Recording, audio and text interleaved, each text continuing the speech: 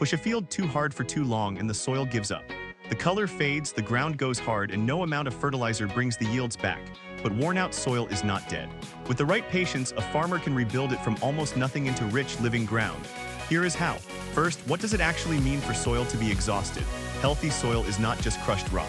It is a living thing, full of organic matter, fungi, bacteria, and worms, all knitted into crumbs that hold water and air. Farm it too hard, plow it too often, and take crop after crop without giving anything back, and that living structure collapses. The organic matter burns away, the life dies off, and you are left with dense, lifeless mineral dust that water runs off instead of soaking into. That is the problem the farmer has to reverse. The first step in rebuilding is to stop doing damage. That usually means tilling less or not at all. Every time you turn the soil over, you feed oxygen to the organic matter and burn it away faster, and you smash the fragile structure that worms and fungi have built. So a farmer rebuilding soil often puts the plow away and switches to disturbing the ground as little as possible, giving the underground life a chance to re-establish instead of being torn apart every season. Then you have to put back what was taken. The single most important thing worn-out soil is missing is organic matter, decayed plant and animal material. Farmers add it in several ways.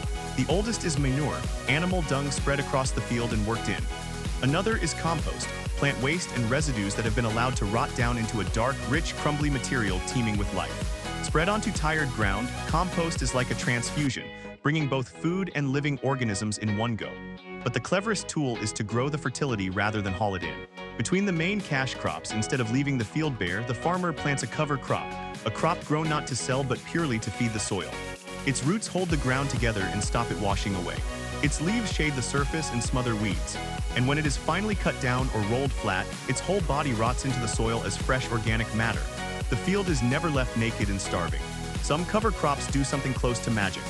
Legumes, the family that includes clover, beans, and vetch, have a partnership with bacteria in their roots that can pull nitrogen straight out of the air and lock it into the soil in a form plants can use. Nitrogen is the nutrient crops crave most and the one farmers spend the most money on. A field of clover is, in effect, a free fertilizer factory, quietly enriching the ground while it grows. Running through all of this is one simple rule: keep the soil covered. Bare soil bakes in the sun, blows away in the wind, and washes away in the rain. So the farmer either keeps living plants growing on it or leaves a blanket of dead residue, mulch, lying on the surface. That cover moderates the temperature, holds in moisture, and slowly rots down to feed the soil life underneath. Nature never leaves soil bare, and the farmer rebuilding it copies that habit closely. The farmer also stops planting the same thing over and over. Growing one crop in the same field year after year drains the exact same nutrients and lets the exact same pests and diseases build up. So they rotate, following a hungry crop like corn with a soil-building legume, then a different family again the next year. Each crop takes different things and gives back different things, and the rotation keeps any single weakness from compounding. Variety above and below ground is what keeps soil resilient. The hardest part of all this is time. Soil is built by biology, and biology is slow. You cannot rebuild in one season what was lost over decades. The worms have to return, the fungal networks have to reknit, the organic matter has to accumulate a fraction of a percent at a time. A farmer rebuilding soil is planting for a payoff years away, trusting that the ground will get a little darker, a little softer, and a little more alive with each passing season. It is the opposite of a quick fix, but the reward is real and it compounds.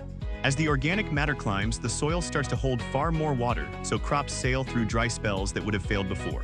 The structure opens up, so roots go deeper and rain soaks in instead of running off.